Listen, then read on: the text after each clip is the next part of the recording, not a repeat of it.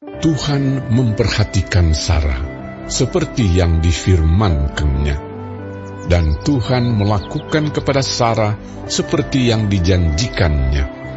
Maka mengandunglah Sarah, lalu ia melahirkan seorang anak laki-laki bagi Abraham dalam masa tuanya, pada waktu yang telah ditetapkan sesuai dengan firman Allah kepadanya. Abraham menamai anaknya yang baru lahir itu Ishak, yang dilahirkan Sarah baginya. Kemudian Abraham menyunat Ishak, anaknya itu, ketika berumur 8 hari, seperti yang diperintahkan Allah kepadanya. Adapun Abraham berumur 100 tahun ketika Ishak, anaknya, lahir baginya. Berkatalah Sarah, Allah telah membuat aku tertawa. Setiap orang yang mendengarnya akan tertawa karena aku. Lagi katanya, siapakah tadinya yang dapat mengatakan kepada Abraham, Sarah menyusui anak?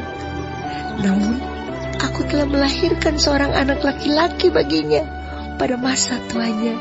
Bertambah besarlah anak itu dan ia disapih. Lalu Abraham mengadakan perjamuan besar pada hari Ishak disapih itu. Pada waktu itu Sarah melihat bahwa anak yang dilahirkan Hagar, perempuan Mesir itu bagi Abraham, sedang main dengan Ishak anaknya sendiri. Berkatalah Sarah kepada Abraham, usirlah hamba perempuan itu beserta anaknya, sebab anak hamba ini tidak akan menjadi ahli waris bersama-sama dengan anakku Ishak. Hal ini sangat menyebalkan Abraham oleh karena anaknya itu. Tetapi Allah berfirman kepada Abraham, janganlah sebal hatimu karena hal anak dan budakmu itu. Dalam segala yang dikatakan Sarah kepadamu, haruslah engkau mendengarkannya. Sebab yang akan disebut keturunanmu ialah yang berasal dari Ishak. Tetapi keturunan dari hambamu itu juga akan kubuat menjadi suatu bangsa, karena ia pun anakmu. Keesokan harinya, pagi-pagi Abraham mengambil roti serta sekirbat air dan memberikannya kepada Hagar. Ia meletakkan itu beserta anaknya di atas bahu Hagar. Kemudian disuruhnyalah perempuan itu pergi. Maka pergilah Hagar dan mengembara di padang gurun Beersheba. Ketika air yang dikirbat itu habis, dibuangnyalah anak itu ke bawah semak-semak, dan ia duduk agak jauh, kira-kira sepemanah jauhnya, sebab katanya, tidak tahan aku melihat anak itu mati. Sedang ia duduk di situ, menangislah ia dengan suara nyaring. Allah mendengar suara anak itu, lalu malaikat Allah berseru dari langit kepada Hagar, katanya kepadanya, apakah yang kau susahkan, Hagar? Janganlah takut, sebab Allah telah mendengar suara anak itu dari tempat ia terbaring.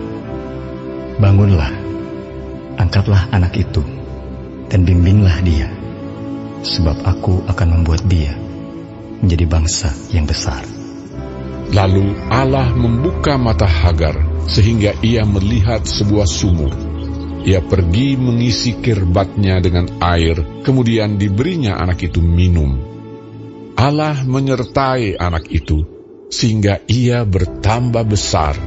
Ia menetap di padang gurun dan menjadi seorang pemanah.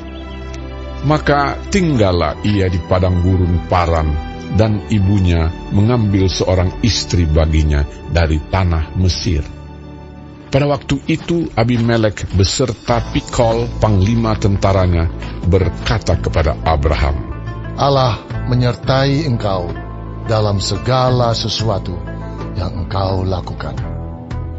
Oleh sebab itu, bersumpahlah kepadaku di sini demi Allah, bahwa engkau tidak akan berlaku curang kepadaku, atau kepada anak-anakku, atau kepada cucu cicitku, sesuai dengan persahabatan yang kulakukan kepadamu. Demikianlah harus engkau berlaku kepadaku dan kepada negeri yang kau tinggali sebagai orang asing. Lalu kata Abraham, Aku bersumpah. tetapi Abraham menyesali Abimelek tentang sebuah sumur yang telah dirampas oleh hamba-hamba Abimelek. Jawab Abimelek, Aku tidak tahu siapa yang melakukan hal itu. Lagi tidak kau beritahukan kepadaku, dan sampai hari ini belum pula ku dengar. Lalu Abraham mengambil domba dan lembu dan memberikan semuanya itu kepada Abimelek. Kemudian kedua orang itu mengadakan perjanjian. Tetapi Abraham memisahkan 7 anak domba betina dari domba-domba itu. Lalu kata Abimelek kepada Abraham, Untuk apakah ke-7 anak domba yang kau pisahkan ini? Jawabnya, Ke-7 anak domba ini harus kau terima dari tanganku untuk menjadi tanda bukti bagiku, bahwa akulah yang menggali sumur ini. sebab itu orang menyebutkan tempat itu Beersheba, karena kedua orang itu telah bersumpah di sana. Setelah mereka mengadakan perjanjian di Beersheba, pulanglah Abimelek beserta Pikol, panglima tentaranya, ke negeri orang Filistin. Lalu Abraham menanam sebatang pohon tamariska di Beersheba dan memanggil di sana nama Tuhan Allah yang kekal.